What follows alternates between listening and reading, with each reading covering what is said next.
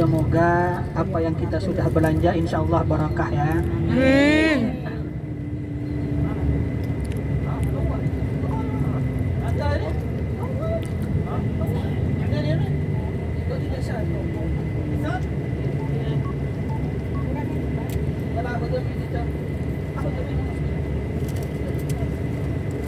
Barang-barang mana dengan kan air DC.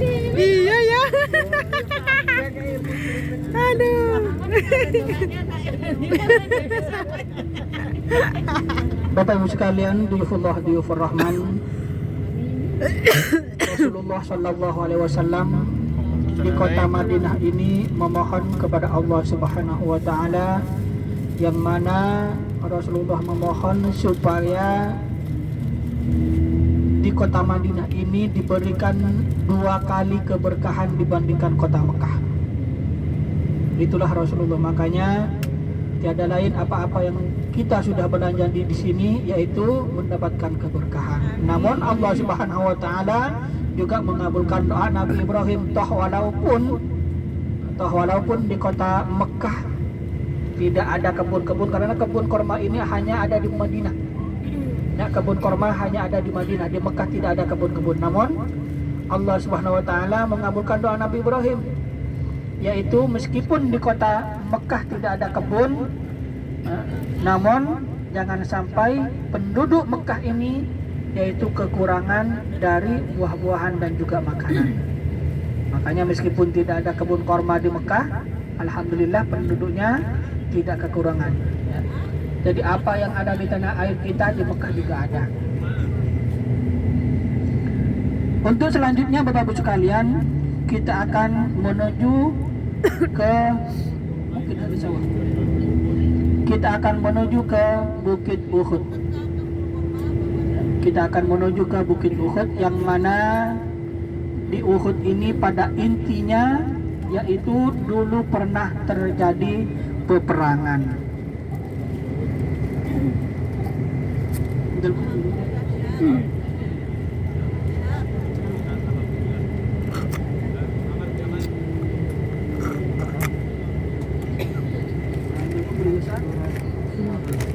Al-Madinah Al-Munawwarah Hospital. Jadi Bapak Ibu sekalian, setelah terjadi peperangan Badar, maka terjadilah peperangan Uhud, yang mana dalam peperangan Badar ini kaum muslimin mengalami kekalahan. Oleh sebab itu, dalam peperangan Badar kaum muslimin menang. Jadi kaum musyrikin pada kalah. Akhirnya Abu Sufyan ini memberikan usulan kepada pada teman-temannya di situ ingin mengadakan peperangan lagi. Maka jumlah pasukan dalam peperangan Uhud ini yaitu kaum musyrikin Mekah berjumlah 3.000 orang.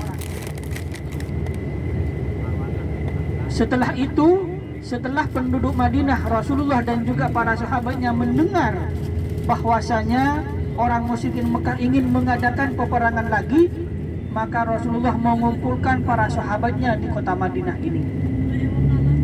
Setelah Rasulullah mengumpulkan para sahabatnya, yaitu terdapat 1.000, namun 700 dari sahabat Rasulullah sendiri, 300 ini yaitu bukannya sahabat Rasulullah, mereka kaum musyrikin yang ada di Madinah ini.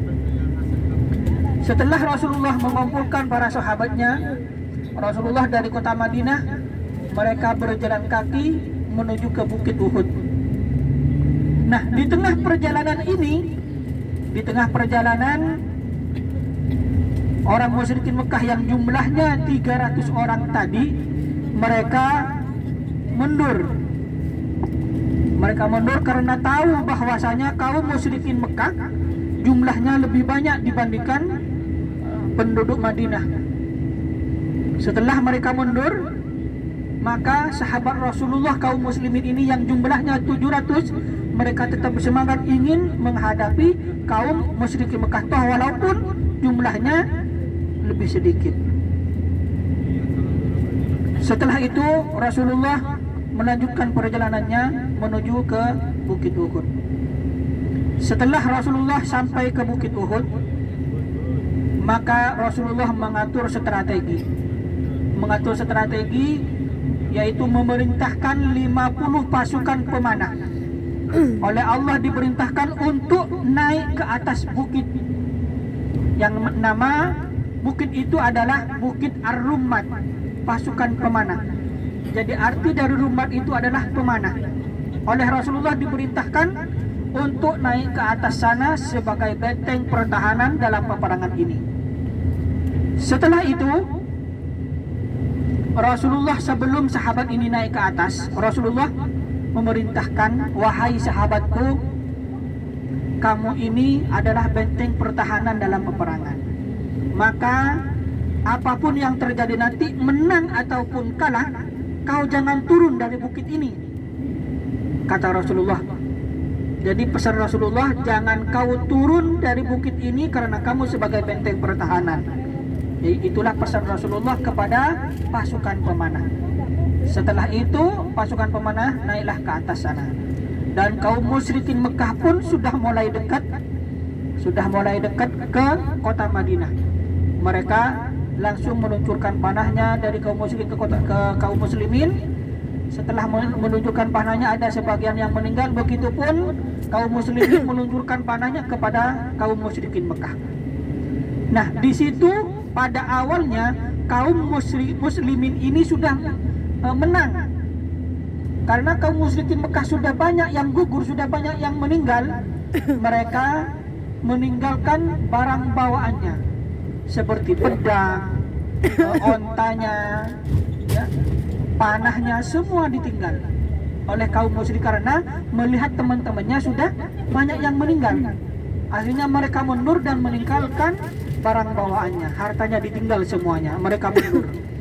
Nah, setelah mundur, akhirnya kaum muslimin yang tadinya sebagai benteng pertahanan di atas bukit sana terpicu untuk mengambil harta yang ditinggal oleh kaum musyrikin Mekah tadi.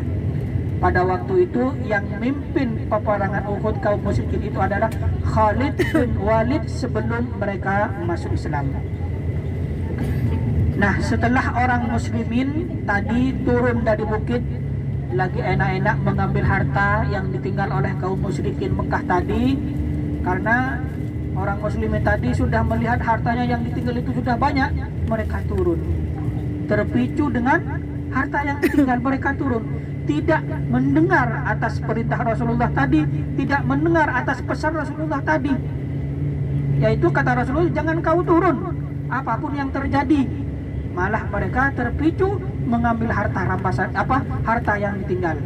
Mereka turun ke bawah. Setelah mereka lagi enak-enak ngambil barang-barang yang ditinggal, akhirnya kaum musyrikin Mekah tadi menyerang balik kepada kaum muslimin. Karena orang musyrikin Mekah tadi sudah melihat orang muslimin tadi lagi enak-enak ada harta yang ditinggal itu diambil oleh kaum muslimin. Akhirnya kaum musyrikin Mekah tadi menyerang balik, dan disitulah Bapak Ibu sekalian kaum muslimin mengalami kekalahan, yaitu hanya karena harta.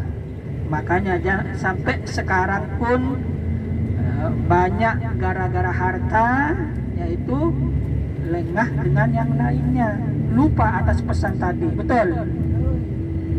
Jadi urusan dunia jangan dibutamakan. Jadi ini karena sudah terjadi emang semenjak Rasulullah SAW dulu. Oleh sebab itu Bapak sekalian, ini dapat kita ambil pelajaran, ya. Nah, setelah itu Bapak Ibu sekalian, sampai Rasulullah SAW, yaitu sampai gigi rahangnya patah, ya, gugur. Rasulullah di situ ada yang mengatakan gigi rahangnya patah, dan juga di situ banyak para sahabat banyak para sahabat yang melindungi Rasulullah, mereka kena panah.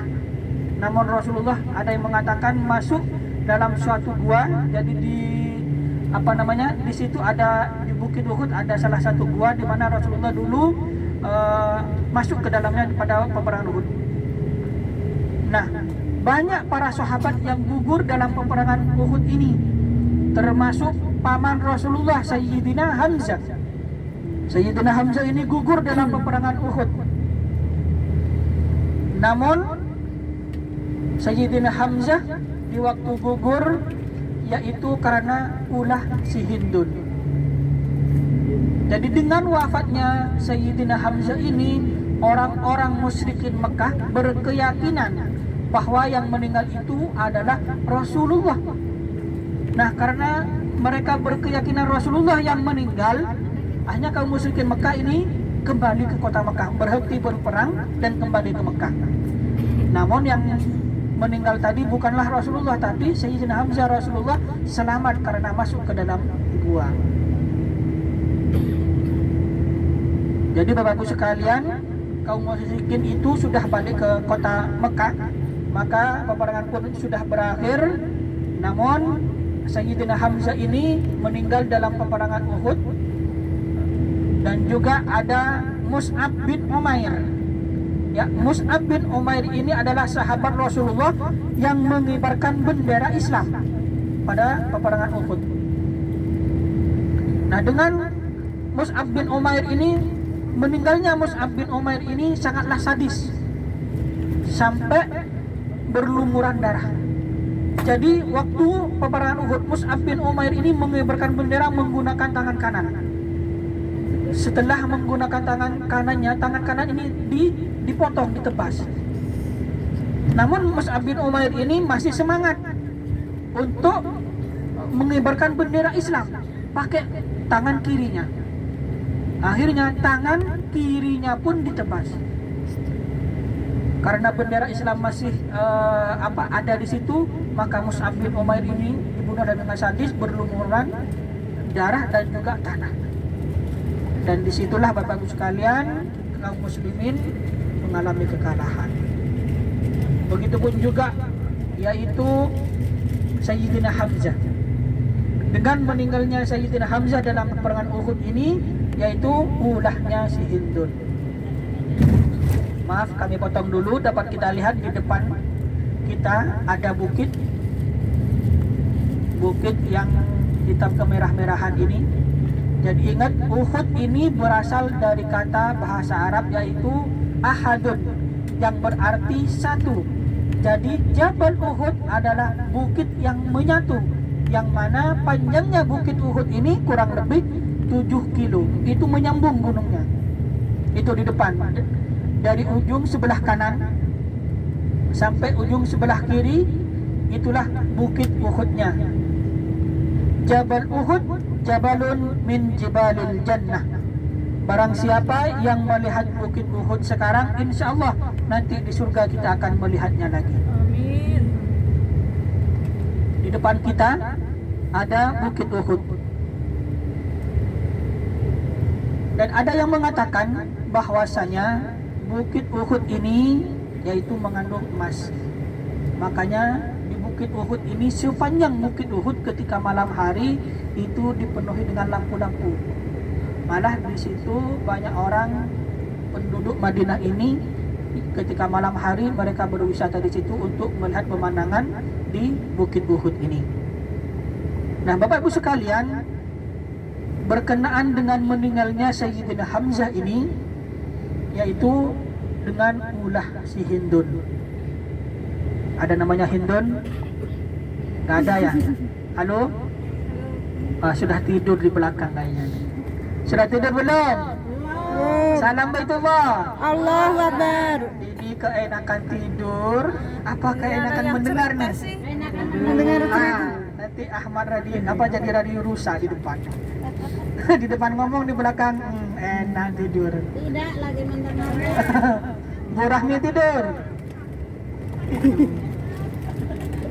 Yang tidur berarti karena mendengar jadi dapat kenikmatan. Khusyuk ya. Usuk sampai ingat. Di sebentar lagi di depan kita akan melihat ya. Jadi di Uhud ini ada 2 bukit. Yang pertama ada Bukit Ar-Rummat.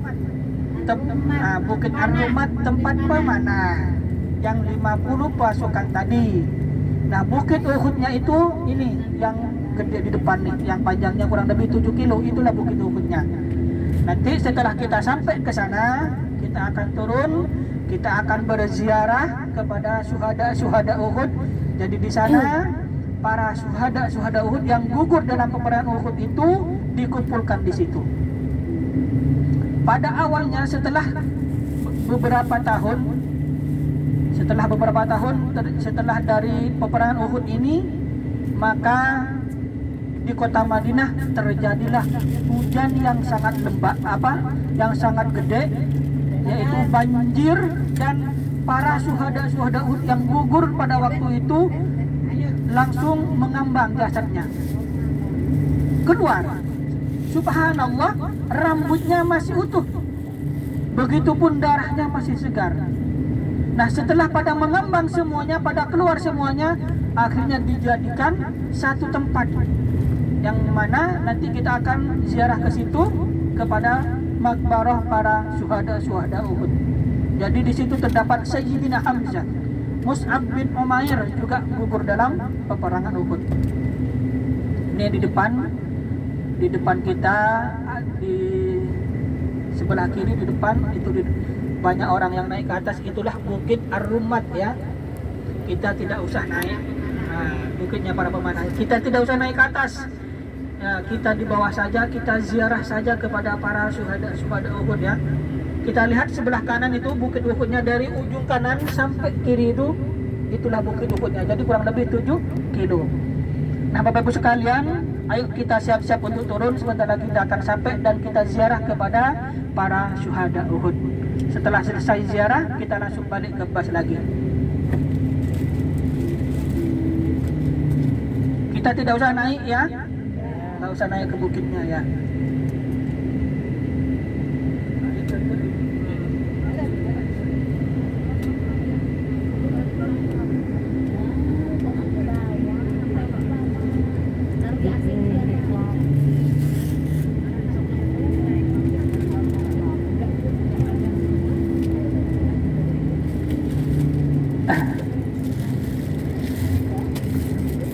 Bapak Ibu sekalian, siap-siap untuk turun. Hati-hati dengan tasnya ya, barang bawaannya nggak usah belanjanya ditinggal di bus saja. Di depan itu ada pagar, yaitu makbarah para syuhada Uhud. Kita langsung menuju ke sana. Biar aja di bus, bisnya ditutup, nanti dijaga sama sopirnya ya. Mari kita siap-siap untuk turun ya.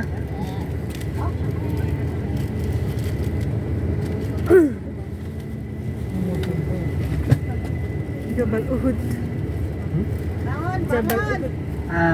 Masih ada yang tidur. Minyak datang, minyak. Minyak Adri. Oh, boleh foto di situ tuh. Foto di situ. Pak Sobat selamat.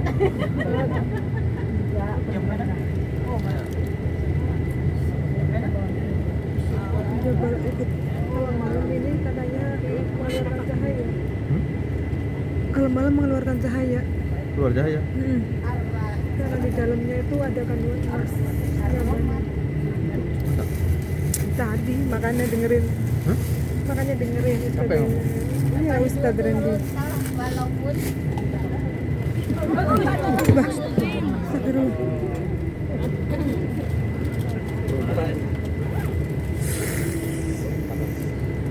Mari kita turun bersama-sama dengan pembacaan basmalah. Bismillahirrahmanirrahim.